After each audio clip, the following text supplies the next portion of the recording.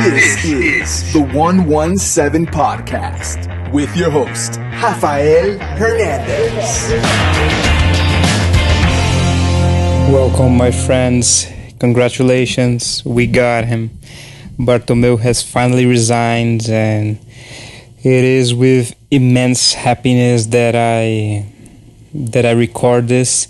It's an unbelievable feeling. I just cannot say what exactly I'm feeling. It's a mix of happiness, contentment, relief, but most importantly is the fact that Bartomeu is gone and we can finally look forward to Barcelona's future once again. And this was done by each and every one of us. Everyone played an important part to get Bartomeu removed. He himself said that this waited a lot for him. We already knew that the social media campaigns, the pressure from socials online, the club members were really getting to him, and he basically just confirmed what we all knew. So he lies defeated, he lies resigned in disgrace, and we have won this battle. But it's important to take into consideration that things have only just begun. We have only begun. It's the first step to finally have our club back on track, to be able to actually look towards the future and be confident that things are going to get better, that Barcelona are going to get back on track. So, of course, Bartomeu resigns as the worst Barcelona president of all time. I've been a Barcelona fan for well over 20 years, and I can say with confidence, especially because I love reading about the club's history, that he is the worst Barcelona president of all time. What Joan Gaspar did at the beginning of the century was really awful, and even before that he had the Figo situation in 98 and this entire mess. But one thing that we can never say about Gaspar is that he didn't care for Barcelona. He was a man that really loved the club. Of that, no one can really doubt him. He always loved Barcelona, and he had that. He will always have that, even if Gaspar always comes on and he gives interviews to the Spanish media, and he always says a lot of rubbish, but he at least had some good intentions, and you have to take that into consideration when comparing him to Bartomeu, because Bartomeu was in only for himself from the start and to the end. How he egoistically held on to being the Barcelona president, it was really ridiculous. It was shameless, and he never cared for the fans. He never cared for the club. He never cared for our biggest legend, that is Messi. He never cared for Johan Cruyff. So Bartomeu was just a guy that was passing by. He is going down in history as the worst Barcelona president of all time, and I think that 50 years from now, if we are alive, I think that most of us listening to this are going to be. There won't be a worse president than Bartomeu at Barcelona. Absolutely not, because it was really awful. When we look back at everything that he did, La Masia is a mess.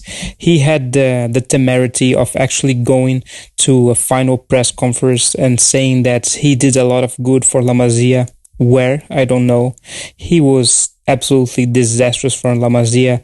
Let us recall that what José and he did during their first years actually led us to the transfer ban. We were banned from signing players for 2 windows. And he is absolutely shameless. There's no other word for it. And of course we can now recall the Juventus trashing, and of course Anfield's, and you had Roma and the Bayern trashing. I will always look back at his presidency and think about Anfield. I don't think that Anfield is ever going to leave me, guys. It was easily the worst defeat that I ever suffered in football, and I don't think that anything is ever going to get to that level, because the level of investment that I had on that day, yeah, I don't think I'm going to get that anywhere soon. But this is the matter for another podcast. I want to dedicate an entire podcast to talk about Anfield in a later date. So let's do one thing at a time, shall we? And the humiliations on pitch were really terrible, but the most worrying thing is what he did to Barcelona off pitch, because Barcelona right now are a team that has no political pull. It's really important to play politics when you are in Spain and you are one of the biggest clubs in the world, right, obviously. And he was awful at it. Tebas didn't respect him. Tebas is the La Liga president, and you had Rubiales in the Spanish Federation, another guy that clearly doesn't respect or fears Bartomeu, because what we have seen with the video assistant referee for the past months, when it compares to the Real Madrid and the Barcelona matches, where VAR simply ignores the many penalties and clear fouls against for Barcelona. And when it comes to Real Madrid gets every little decision. So yeah, it's a no-brainer when talking about this. And aside from that, the list grows ever stronger. Financially, Barca are a ruin, and I don't think that we have seen the actual reality of the club yet.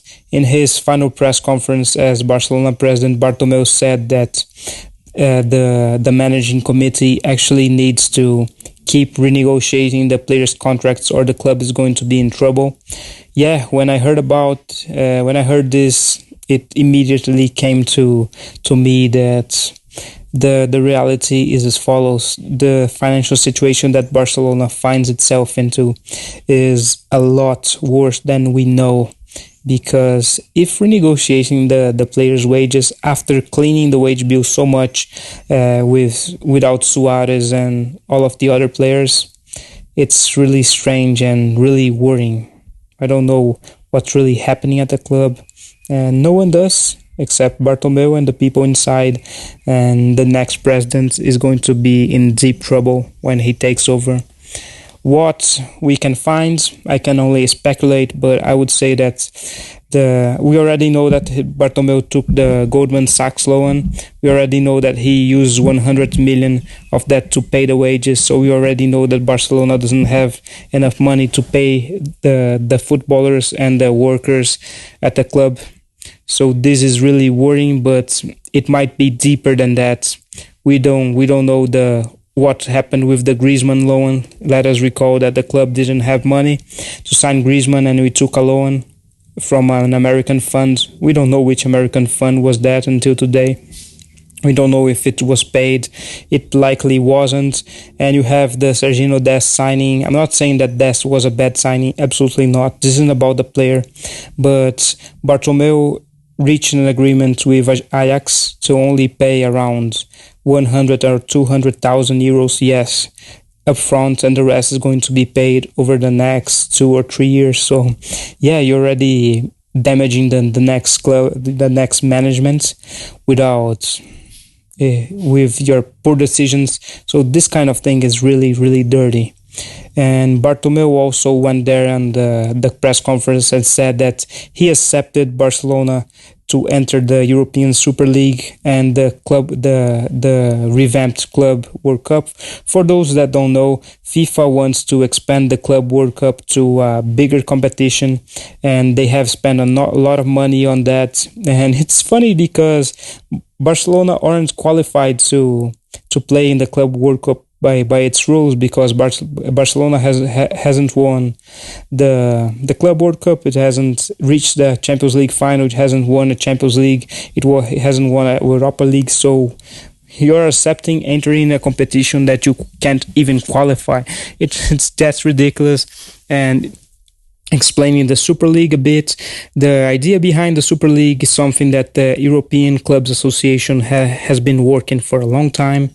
And basically, it's going to be around 14 founding members and another 4 that are going to be invited. At least that's the rumors. And Bartomeu said that Barcelona accepted being part of the competition. So this is a big confirmation for everyone. And this is something that is likely to get everyone really mad at Bartomeu, because we already have seen Tebas reacting to it, attacking Bartomeu, and Manchester United, Real Madrid, Juventus, Bayern, PSG, they're not going to be happy with Bartomeu to actually talk out loud about the Super League. It was likely too soon. So yeah, Bartomeu really has to ruin everything before he leaves the Barcelona. It's really, I prefer to laugh than to cry, because it's what a joke this is, guys. And as most of you know from social media, I'm actually in favor of a Super League because it's inevitable, and I would rather do it now, because it's likely going to be an opportunity for the smaller clubs to actually grow. If Barcelona and the other big dominating clubs actually leave the local leagues. So yeah, I have a very different view. I know that 99% of you actually disagree with me, but this is for another podcast too. Well, okay, so getting back to the rest of things, the rest of my worries is we don't know what else Bartomeu has done with Barcelona. It might be worse than we think, and I'm not only talking about the financial side. I think that he has done a lot of shady things using the club's name too, and the next Barcelona president is going to have to actually discover and uncover all of this mess inside of the club, and Bartomeu and his board are going to have to get sued by the next Barcelona president, because the financial damage they have done for on the club, it's really a disgrace. And this is not about the pandemic, guys. We know that Barcelona was in a bad shape because of the pandemic, but these things have only gotten this bad because of Bartomeu. So let us not fall into this pandemic excuse that Bartomeu loved to use. And aside from this, I think that most of you won't recall this, but when Sandro Rosell was elected president in 2010, he actually sued Laporta with action of responsibility against Laporta and his board, because Rosell claimed that Laporta was actually he left Barcelona in a bad shape financially, and we know that it's an absolute lie, because this was done in the Catalan courts, and Rosell lost. The Barcelona lost because Rosell used Barcelona to sue Laporta, and he lost, of course. But it was an awful time for Laporta and his board members. I know personally some of Laporta's former board members, and they had lots of headaches, because imagine you were managing Barcelona correctly all this time, and then Rosell gets elected, a very badly intentioned man, and he starts to sue you. So you have the threat of having to give tens of millions back to Barcelona when you didn't do anything wrong.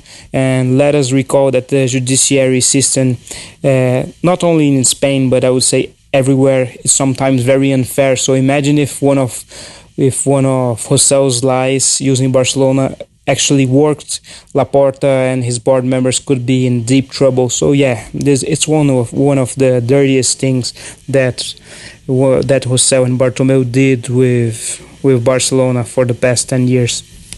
And continuing, I want to talk about what happens next now that Bartomeu is gone.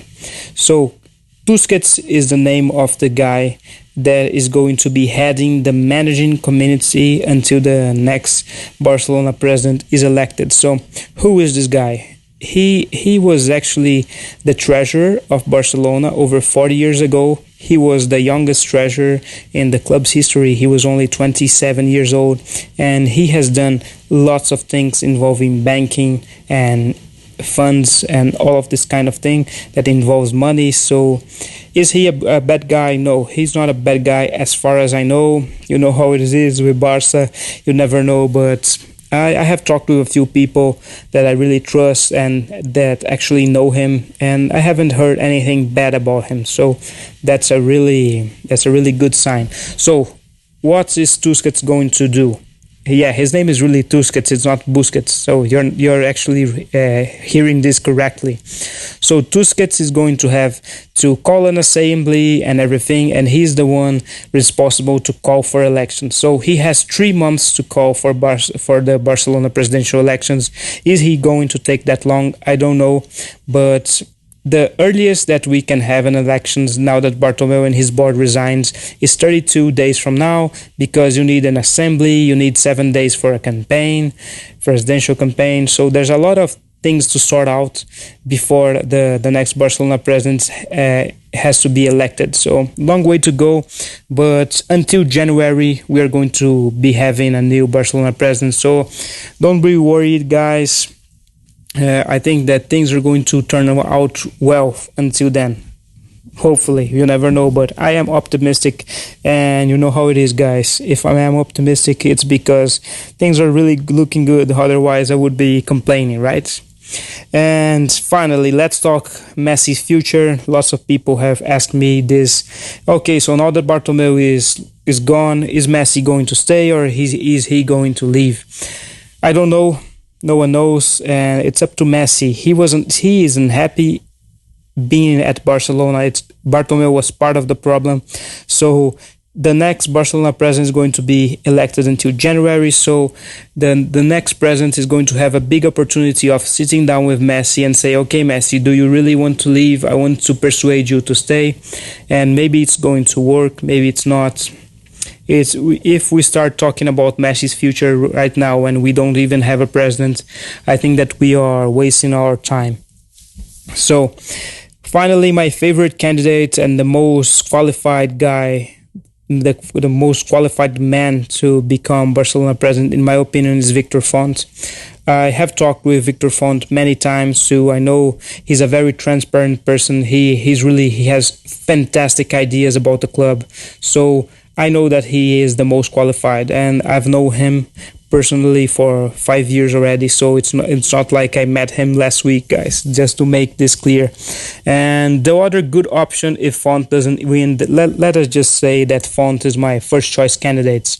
So if Font does not win, the one that I want with the presidency is Laporta. We know that Laporta built the treble side. He actually is responsible for all of the success that Barcelona has this century, and he would be great. Just for that only, he has good intentions too. Aside from these two guys, I don't even want to talk about the rest of the possible candidates. I know for a fact that Jordi Roche is not going to be running, and Sandro Rosell might come up, but it's unlikely. And we have Tony Freixa, who I don't like. Benedito has some good ideas, but not good enough. I disagree with much of what he says. And we have Jordi Farré, who likely doesn't have much of a chance on winning the elections, but I also have known him for a long time, and he's not a bad person. He's a good guy. So this is what I have for everyone today. Take care. See you on social media. And once again, guys, if you like my content, please subscribe. Please subscribe to my YouTube channel, my podcast on Spotify, iTunes, and maybe give me a hand on Patreon too. So take care and see you on social media. Bye bye. This was the 117 Podcast.